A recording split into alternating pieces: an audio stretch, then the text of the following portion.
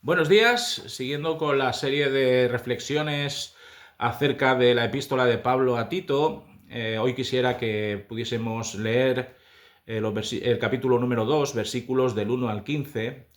Y para introducir esta reflexión quisiera hablar acerca de la familia. La institución familiar siempre ha necesitado de una serie de códigos, normas y líneas directrices que impulsen su correcto desarrollo, su óptima administración y su conexión relacional. El hogar debe regirse por un conjunto de reglas que procuren que éste no se desmorone, decaiga y desaparezca. Cada miembro de la familia tiene su rol definido sobre todo por su edad y por el nivel de madurez que ostente. Por supuesto, la estructura de la familia ha ido evolucionando, como bien sabéis, unas veces para bien, otras veces para mal, pero siempre ha tratado de lograr el equilibrio armónico que produzca el bienestar de cada uno de sus componentes, la estabilidad necesaria para el desenvolvimiento personal dentro de una red de interacciones afectivas de distintos grados y el sometimiento al plan que Dios ha elaborado sabiamente para el clan familiar. En cuanto a alguno de los pilares que sostienen a la familia se tambalea, bien a causa de una crisis externa o a causa de una amenaza interna, entonces el colapso del hogar se antoja demasiado próximo e incluso irremediable. Si no existe un compendio de virtudes prácticas que inoculen a la familia respeto mutuo, servicio, obediencia y sumisión a los progenitores y también a las personas más maduras, entonces todo estalla, convirtiendo una casa en un auténtico infierno en la tierra. Hoy más que nunca en la historia, por lo menos esa es mi percepción personal, vivimos tiempos tenebrosos en lo concerniente a la estabilidad familiar. Hogares desestructurados son incluso ensalzados en los medios de comunicación, haciendo deseable que esto llegue a ser real en muchas casas. Está comprobado que los hogares desestructurados y desnortados, en los que no existen modelos éticos, morales y espirituales parentales, en los que los progenitores están sumidos en adicciones de todo tipo, en los que la comunicación entre miembros es mala o inexistente, en los que se ejerce un control obsesivo sobre esposos e hijos, en los que se producen abusos físicos y psicológicos, en aquellos que existe una incoherencia clamorosa en la aplicación de las normas de convivencia, en los que se pasa del autoritarismo más dictatorial a la tolerancia más blanda y permisiva, y en las que no se promueve la expresión de los afectos y el del cariño entre los componentes del hogar, pues la vida se torna en insufrible. Los conflictos se suceden hasta alcanzar cotas de violencia inusitadas y el respeto mutuo deviene en un odio y un rencor tóxicos que acaba por dinamitar el núcleo y la esencia de la familia. El texto paulino que hoy estudiamos nos da a entender que existe una significativa semejanza con otra serie de escritos literarios muy propios de filósofos o maestros de la moral helenística. Estos textos buscaban describir y delimitar los deberes, compromisos, responsabilidades y relaciones domésticas de su época. Era algo así como una lista que debía ser firmada por todos y cada uno de los elementos que componían un hogar y que había de ser cumplida con el objetivo de hacer prosperar la unidad familiar. Por eso Pablo, tirando de esta semejanza doméstica, quiere ayudar a Tito en su labor pastoral y eclesial. Considerando la iglesia como casa de Dios y a cada hermano que en ella se congregaba como familia del Señor, el apóstol de los gentiles ofrece un patrón claro de cómo debía comportarse cada persona que se adhería al pueblo de Cristo por adopción espiritual. Pablo comienza dirigiéndose a los adultos entre 50 y 60 años, mujeres y varones.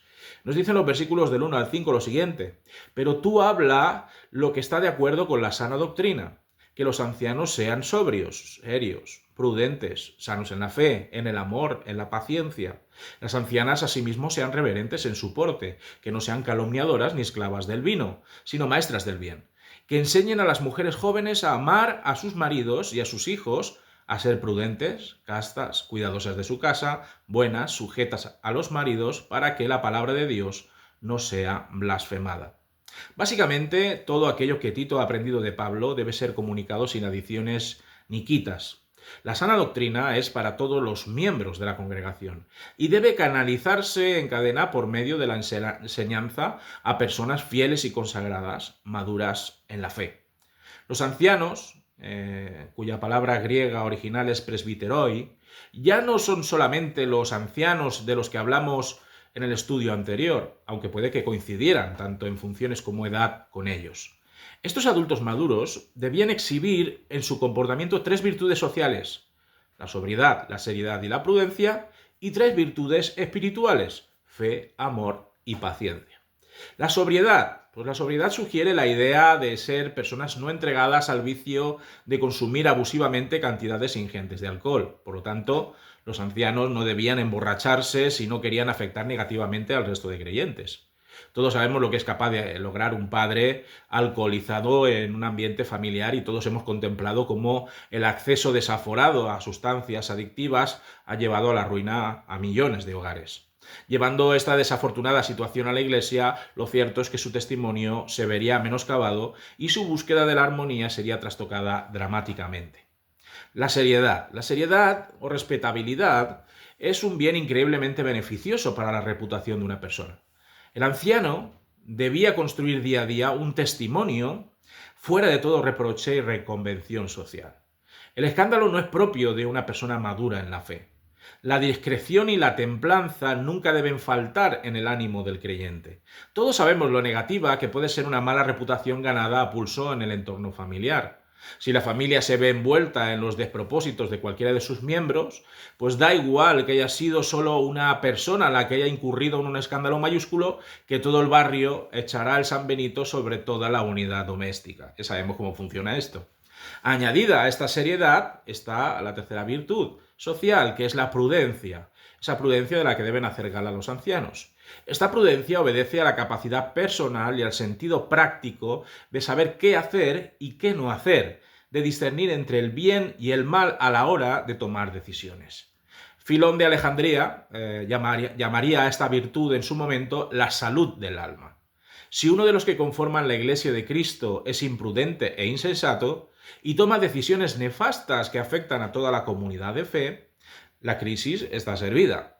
Del mismo modo, así sucede en el hogar. Cuando el cabeza de familia determina seguir el curso de sus insensateces y locuras, toda la familia es arrastrada a la miseria y a la bancarrota. En cuanto a las otras tres virtudes dentro del ámbito espiritual, los ancianos deben procurar ser maduros en la fe, en el amor y en la paciencia. Ya lo hemos visto. El cristiano maduro, aquel que escala jornada tras jornada en su deseo de conocer más a Dios y de profundizar en su relación con Él, confía plenamente en la voluntad de su Señor. Depende sin temor de las ordenanzas de su Padre Celestial y se sabe seguro en sus sabias manos.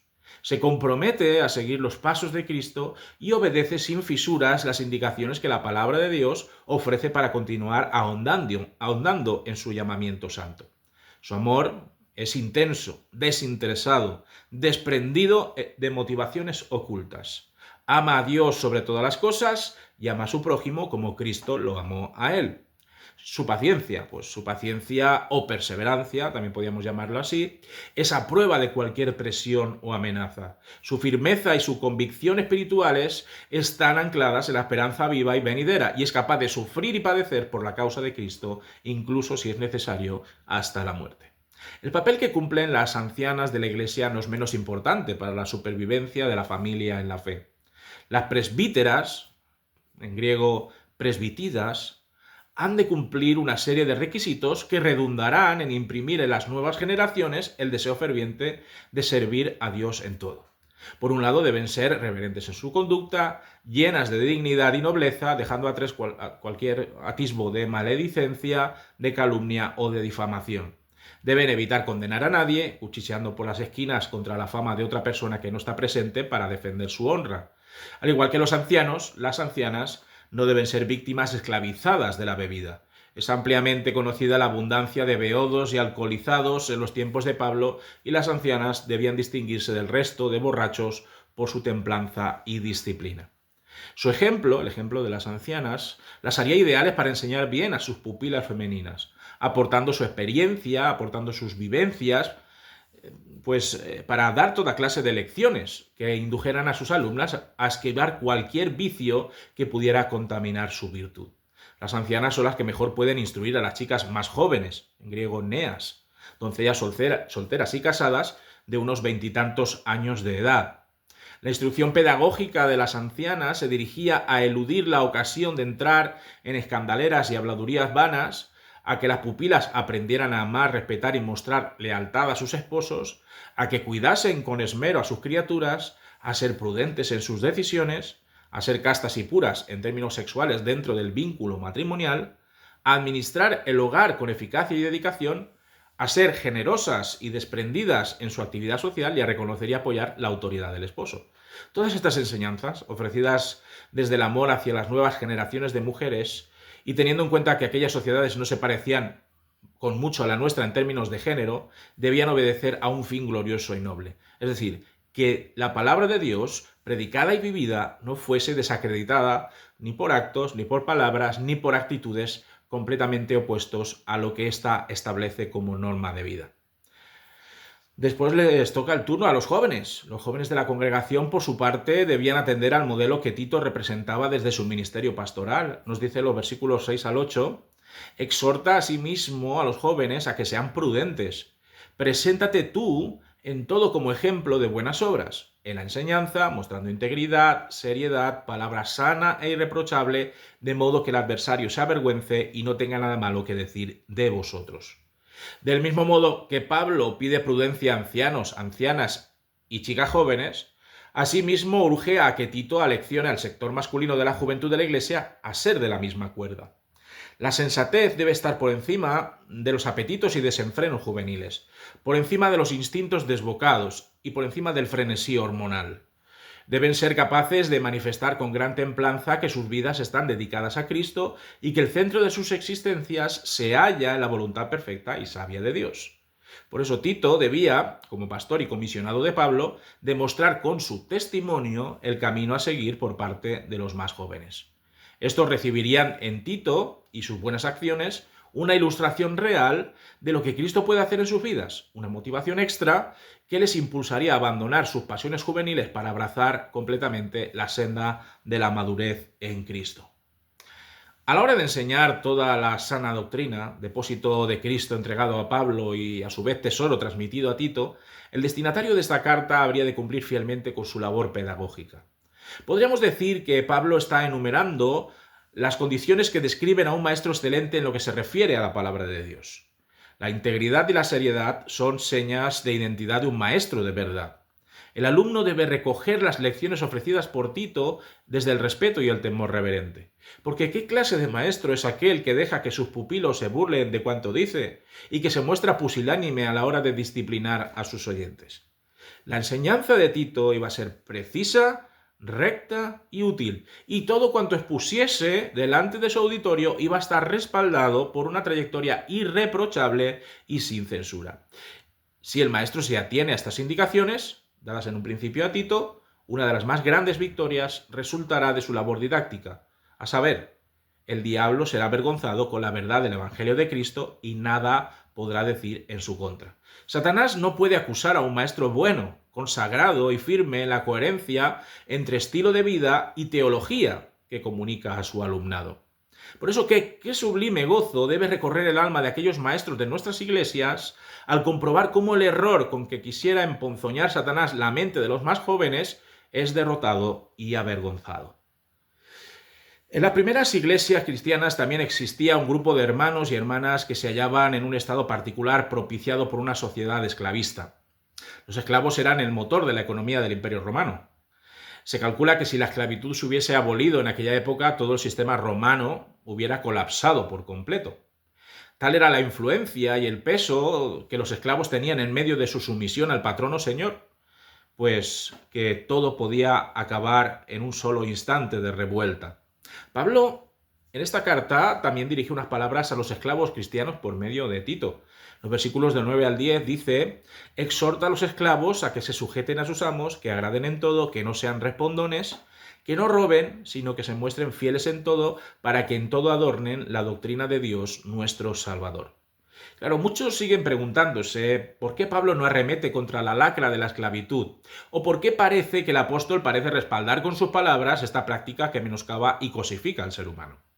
No entienden que Pablo no podía, por mucho que quisiera, elaborar un plan revolucionario al estilo Espartaco para erradicar este sistema deleznable e inhumano. Este no es el papel que Dios quiere que cumpla el apóstol de los gentiles. Sería desviarse de su senda para convertirse en un proscrito que perdería la vida y el tiempo intentando convencer a los señores de dejar en libertad a sus siervos y siervas. Por eso Pablo intenta, dado el estado de las cosas, suavizar cualquier conflicto que pudiese haber entre dueños y esclavos. Y lo hace desde Cristo, desde la necesidad de que, a pesar de que los esclavos estaban varios peldaños abajo en la pirámide social, estos deben comportarse de acuerdo a los valores del reino de Dios. Por eso, y en vista de que algunos grupos de esclavos habían recibido la enseñanza de que ante Dios todos los seres humanos son iguales y que en Cristo no existen las murallas del clasismo, del racismo y del machismo, sino que son una nueva humanidad, Pablo espera que los siervos no se dejen llevar por viscerales o flamas de liberación, sino que sean obedientes para con sus señores, que busquen ser agradables ante los ojos de sus amos, manteniendo una actitud sensible ante su voluntad en cualquier situación y que no se muestren irrespetuosos con ellos.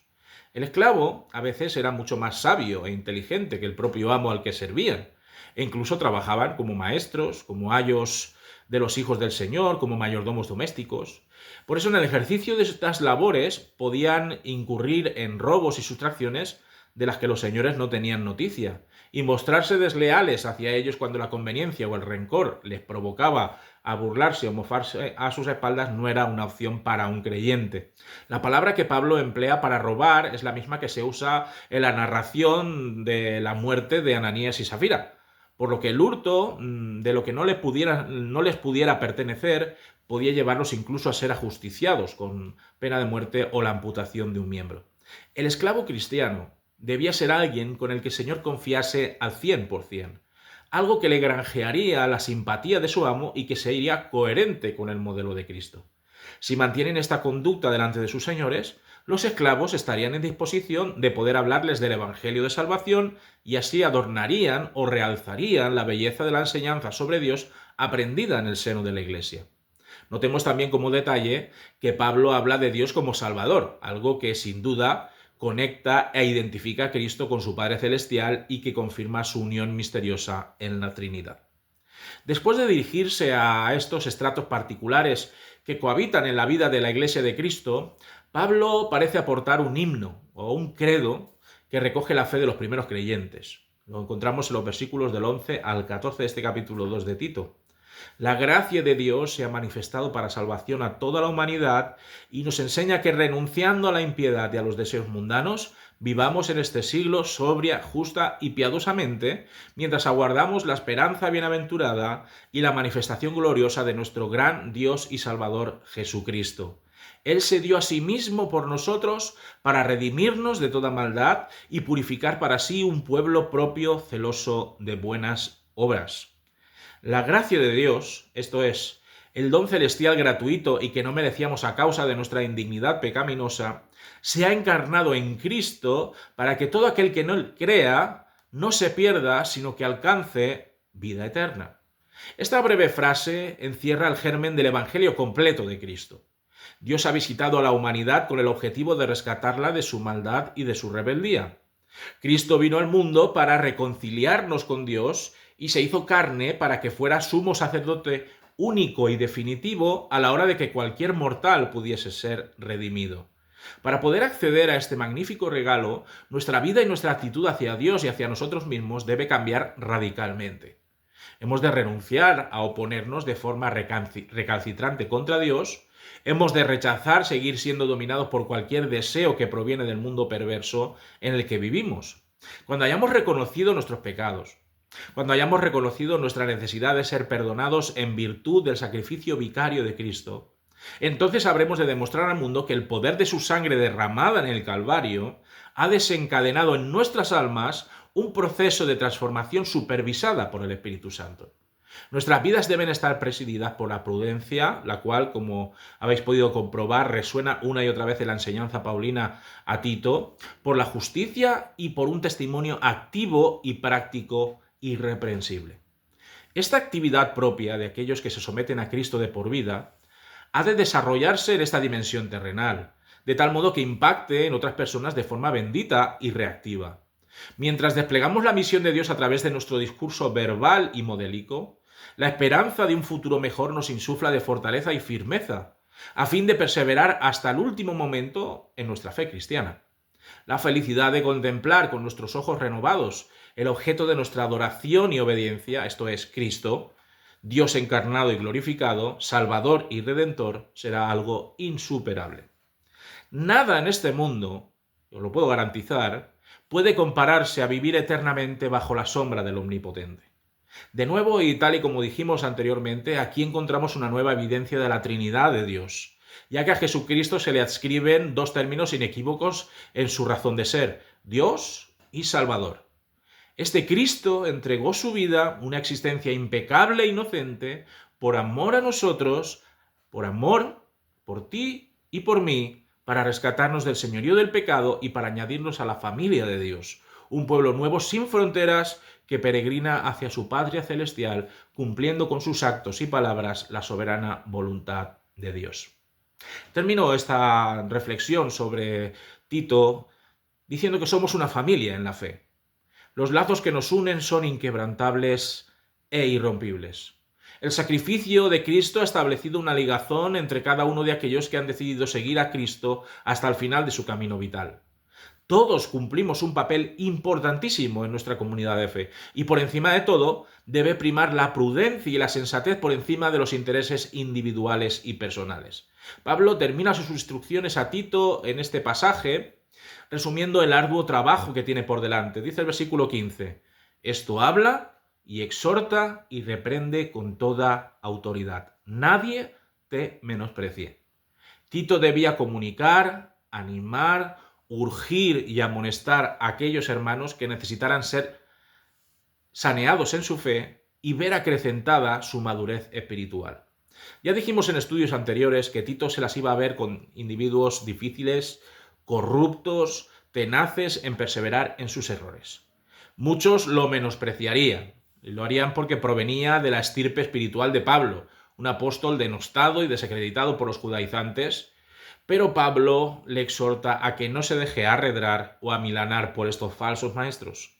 Tito, a buen seguro, tendría estas palabras como libro de cabecera y por ello, sin miedo ni temor a la presión, seguiría lidiando con un ambiente enrarecido por la falsedad, la lujuria y la avaricia.